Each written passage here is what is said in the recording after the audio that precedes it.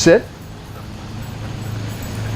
You only say the command once. If she did not sit the first time, you wouldn't repeat it. You just pull up with a little bit of pressure. Her butt would hit the ground. As soon as it hits the ground, you release it. You're not jerking, popping, hanging, none of that. It's just gentle, firm pressure. Her butt hits the ground, you release it. Stay is built into sit, so you can step away from her, you can walk around her. She may make a mistake while we're doing this, and I'll show you how to reset her if that happens. Basically the same thing. If she pops up before you release her, you step into her, walk into her, and just apply a little bit of pressure. Her butt hits the ground again, and you repeat again. Okay. So let's say that she popped up and this was a mistake. I'd say no. I'd step into her, and I just put her back. Gentle but firm. And she's only allowed to get up when you come back to stand next to her. There's two ways to release her. If you're gonna have her walk with you in training mode, you just pat your leg and say, okay, and she walks with you. Or sit. The other way to release her is that you're done, she's free. With your right hand, you pat her chest and you say, go. And she's on free time and she's not training. So those are the two ways to release her out of this sit. Okay.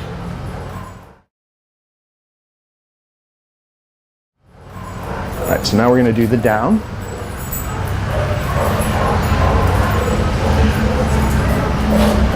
Down.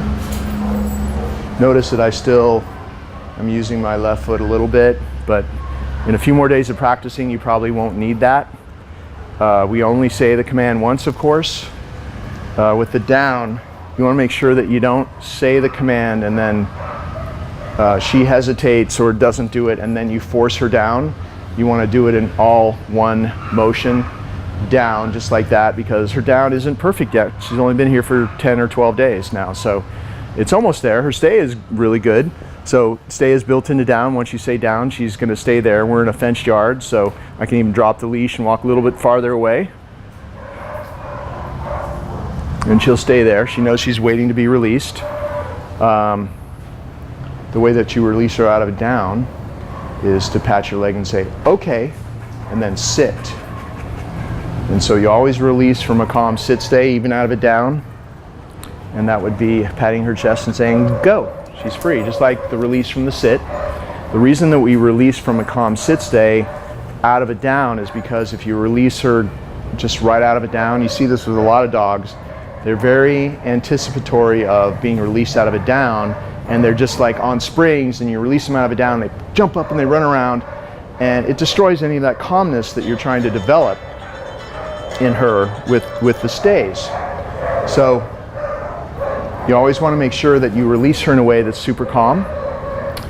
Okay, just like this. Let's say she was in a down again, sit. I didn't tell her down, but she decided to go down herself.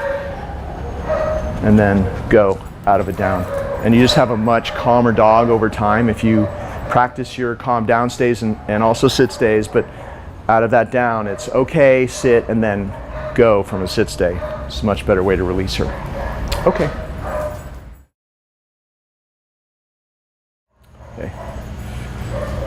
When I'm practicing the recall with Josie, I always do it in a very specific way every time. And if you do it the same way every time, it'll just start to be like second nature and you won't even have to think about it later on. And the way I do it is I have the handle of the leash looped over my left hand. I have my right hand for the reward. You're always going to have a target hand, like it's a closed hand, because of course if you continue doing this and you finish the training, the goal would be that she does everything without a treat and without a leash. So let's say she gets out somewhere and she's 20 feet away. She doesn't know this hand is empty. If you practice hundreds of times, which you could easily do in a month, of calling her to come the way I'm about to show you, then she's just going to see this target even though you don't have a treat and there's no leash, and you're going to say come, and she's going to come to this empty hand. So I'll show you how we practice to achieve that. And also, if you're practicing a recall and you're starting to get the hang of it, she's going to not be looking away from you, and part of this is you want to always call her away from something else.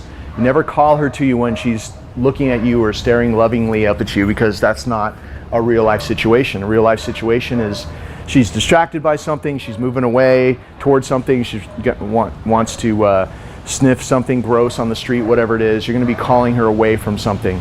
So when you're just practicing with her, you might have to throw your own little distractions. So I'm going to see, I got a treat in my palm, but also a treat in my fingers. Go. She goes to get that treat. Come. I call her back to me. Good. See how she came to my right hand target? Her nose touched it. I opened it up. I said good at the very moment she got the treat. I also, with my left hand, was able to grab the leash so that I had her. So don't not grab her leash or collar and give her the treat, because she's going to probably grab the treat and run off again. So if you have a leash, you're going to do it just like that. Come. Good. And you got the leash, so you have the dog, right? She can't get away, and then you could step into her and get her out of there, or whatever you want to do, have her sit, whatever you want to do next. If there's no leash, this is what you want to do. Go. Come. Comes to you. Good. You grab, you just hook your left hand under her collar so that you have her collar and she can't run off. So either one of those ways is going to work fine. And just practice that way as well. You always practice that way so that when it happens in real life, in a crisis situation, she's going to be really used to it.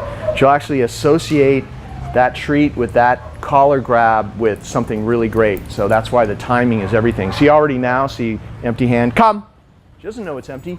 Good. And maybe if I don't have food, it's an emergency, I had to call her to me, I'm just going to give her extra love, extra little ear massage, which she really loves. But it's just always a positive thing. With the leash, though, you're going to be practicing on the leash for a while. She's only had a little while of practicing. She hasn't done the full program, obviously, so you need to keep doing this. She knows how it goes now, but now your goal is you keep practicing it this way so that she learns it really well. Because right now, like, she was only doing this well for like the last three days now. She's been doing it this well. So you need to keep practicing so she gets it in there like second nature. Several hundred more repetitions of what you just saw me do, which you can easily do in a few more weeks. It's easy to call her to come to you 20 times in just a few minutes, especially if she's on a leash like this and you're just in a yard somewhere and you're practicing with distractions. Go. There's another distraction. I'll do it again. Come. Good. See how she's already to come back to you anyway? So already the recall is becoming like second nature, and it's just going to get better and better as you practice it. Also, you saw that I always back away. When you back away, it draws the dog to you. If you practice that way, where every time you call her to you, come, you back away so she rushes to you. In an emergency situation where you can't back away, your back is to the curb or to a wall or something, because you practiced in this way, in a way that made her rush to you every time she heard that command. Later on, in a real life situation, she's going to rush to you even though you don't back away. So always practice exactly this way so that in a real life situation later, she's going to run to you every time, and it's going to just be like second nature when you say that command. Never repeating it, as you noticed, I didn't repeat it. If for some reason she ever ignores that command, and you're going to be practicing, of course, so you have the leash on, you just do a little tap like this, and she'll come your way. So never repeat that command. All she knows is, with all these commands, is that she heard it once and she ended up doing it. That's the pattern that gets set, and then she starts doing it that way every time. So it can be a challenge, but really try to never repeat that command, because if you say it even twice, you've diluted the power of the command. You always have the leash with any of these commands, sit down or come. You have the leash to gently but firmly reinforce that first time that you said it. All the dog knows is that she heard it once and she ended up there. Something good happened afterwards. She got a treat or whatever, and she'll get better and better every time you do it that way. Sit. You always walk Josie up to the person that you're going to introduce her to. You never have that person walk towards you. Step away from her, hand the person a treat or a gift, and then she waits till you come back next to her. With your right hand, you pat her chest and say, go say hi. And then the person has a treat down there, pets her, come. You call her back, good. Step into her, have her sit. I think that you were having problems with Josie jumping on some people because she was excited. You practice this greeting routine with as many people as possible, and of course with family members especially.